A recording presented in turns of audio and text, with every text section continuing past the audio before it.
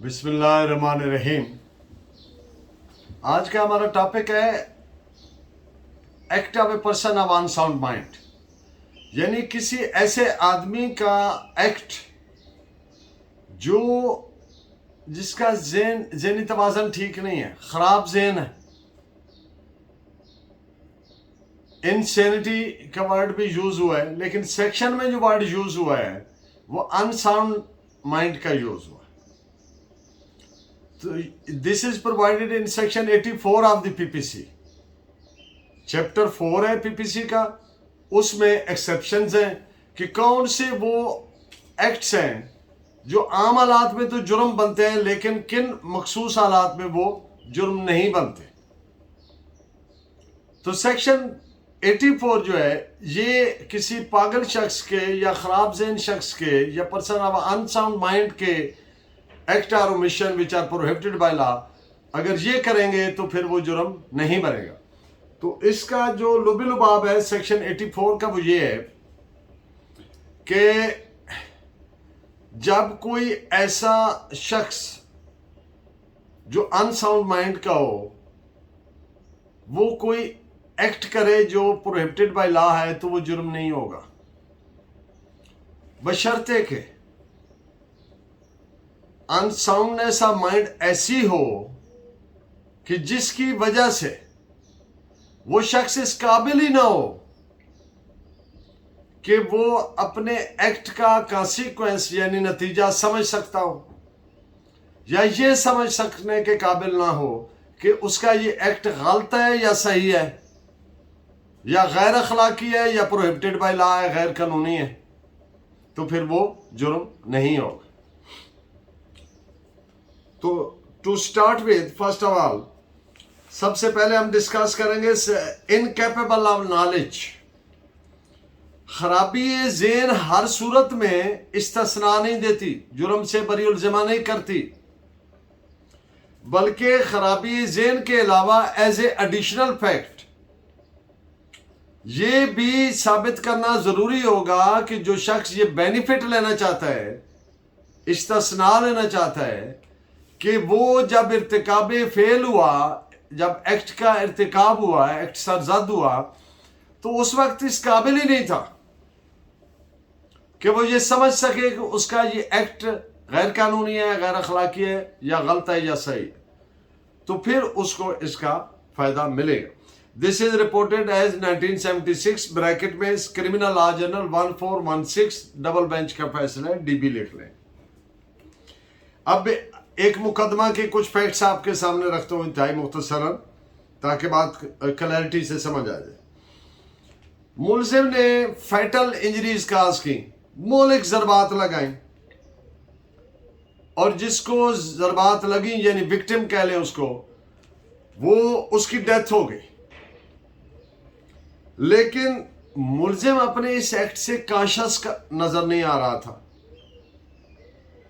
और इंजरीज काज करने के बाद, ज़रबात लगाने के बाद उधर ही मौजूद रहा, नॉर्मली बैठा रहा। पकड़ लिया गया, एडमिशन भी कर लिया, फिर मैजिस्ट्रेट साहब के पास रह गए, वहां जुडिशल एडमिशन भी कर लिया।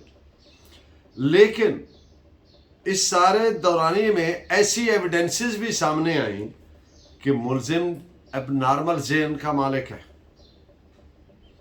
तो कोर्ट ने करार दिया कि इस तमाम हालातों वाक़यात से कि मुलजिम जो है ये अपने एक्ट के कॉन्सिक्वेंस यानी नतीजा को नहीं समझ रहा था, लिहाजा उसको सेक्शन 84 के तहत इस्तिस्ना दिया गया, बेनिफिट दिया गया, यानी वो जुर्म नहीं हुआ, जुर्म नहीं बनता है। तो दिस इज रिपोर्टेड है 1991 इलाहाबाद LJ 591। अब हम बात करेंगे कंडक्ट ऑफ द अक्यूज्ड, जो ये प्ली लेना चाह रहा है कि मैं तो मेरा ज़हन ख़राब था जब ये एक्ट हुआ, उसका रवैया देखना है। जुर्म करने से पहले क्या था, जुर्म करने के बाद क्या था, prior to commission of offence and subsequent conduct after the commission of offence, वो क्या था। अब मुलजिम ने इर्तिकाब जुर्म के फौरन बाद ایک شخص کے سامنے ایکسٹرا جوڈیشل کنفیشن کیا. جوڈیشل کنفیشن ہوتا ہے اقبالی بیان، یعنی اپنا جرم تسلیم کر لینا جب کورٹ کے سامنے کیا جائے. جب کسی پرائیویٹ آدمی کے سامنے کیا جائے تو اس کو کہتے ہیں ایکسٹرا جوڈیشل کنفیشن. اس کے بعد سیکشن 184 کا سٹیٹمنٹ ریکارڈ کروایا گیا ملزم کا، جس میں اس نے وہ حالات و واقعات میں بیان کیے جن کی وجہ سے وہ یہ جرم کرنے پر مجبور ہوا. اور ایک اور فیکٹ سامنے آیا، ایک وٹنس نے بتایا کہ اس وقوع سے کو 5-7 دن پہلے ملزم نے اسے بتایا تھا کہ اس کو شک ہے کہ یہ جو مقتول ہے اس کی بیوی سے ناجائز تعلقات ہے. اب عدالت نے یہ قرار دیا اپنے فیصلہ میں کہ اس ملزم کو سیکشن 84 کا بینیفٹ نہیں دیا جا سکتا. اس کی ریزن ہے کہ وہ سمجھ رہا تھا اپنے ایکٹ کے نتیجہ کو، and he was capable to develop mens rea as well. اور ایک موٹیو تھا اور اس پہ اس نے تیاری کی اور وہ موٹیو اس نے کلیکٹ کیا اپنے مائنڈ میں، اور اس کے بعد اس نے یہ ایکٹ کیا. تو اس کا جو کنڈکٹ وقوع سے پہلے کا ہے اور جو وقوع سے بعد کا ہے، وہ دونوں ثابت کرتے ہیں کہ he was knowing the result of his act, and he was knowing whether his act is right or wrong, and he was knowing whether his act is prohibited by law or not. اس کو اس چیز کا پتہ تھا، تو لہٰذا اس کو ایسی صورت میں سیکشن 84 کا بینیفٹ نہیں ملے گا. This is reported as 1994 Madras LW Criminal 198. اب ایک اور مقدمہ کے فیکٹس آپ کے سامنے رکھتا ہوں. ملزم سین میں داخل ہوا، جو خاتون خانہ وہاں موجود تھی، اس نے اس کی اس طرح داخل ہونے پر احتجاج کیا. تو ملزم نے اس کو سٹیب کیا، چھرا مار دیا، اور اس کے بعد ملزم وہاں سے فرار ہو گیا. اور پھر ملزم نے پلی یہ لی کہ وہ تو انساؤنڈ مائنڈ کا تھا جب اس نے یہ ایکٹ کیا.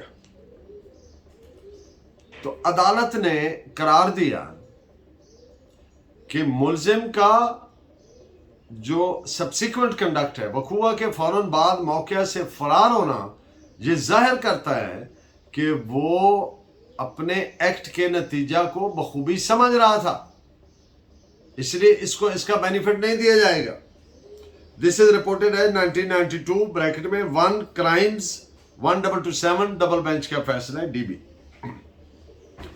سیکشن 84 کا پروٹیکشن لینے کے لیے، تحفظ لینے کے لیے یہ کافی نہیں ہوگا کہ ملزم یہ سمجھتا تھا کہ اس کا ایکٹ صحیح ہے یا غلط ہے، کہ ملزم یہ نہ سمجھتا تھا، بلکہ یہ بھی ثابت کرنا ضروری ہے کہ ملزم یہ بھی سمجھنے کے ناقابل تھا، was incapable to understand word use ہوا، کہ اس کا یہ ایکٹ غیر اخلاقی اور غیر قانونی ہے. This is reported as AIR 1959 Allahabad page 534. Eccentricity of behaviour.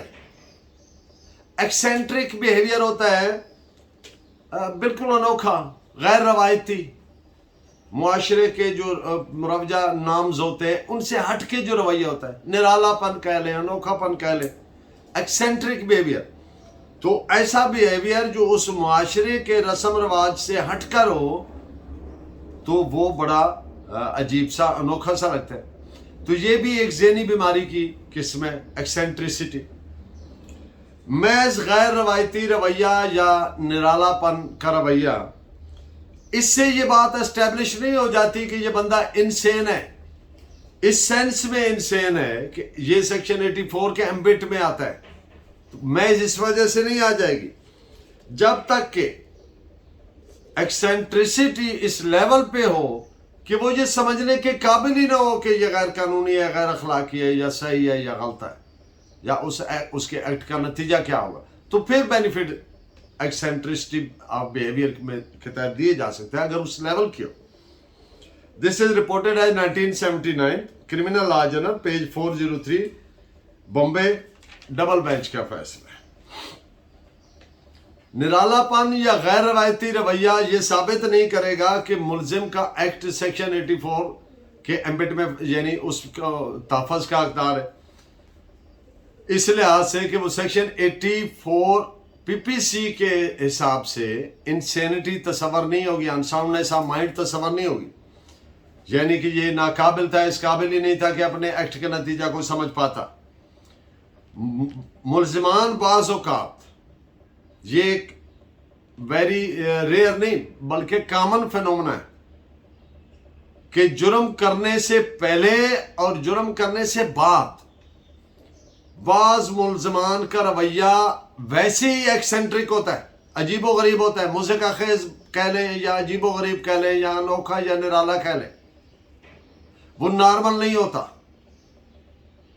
तो इसलिए महज अनोखापन या निरालापन या गैर रवायती रवैया जो है महज इस वजह से इस सेक्शन का बेनिफिट नहीं मिलेगा।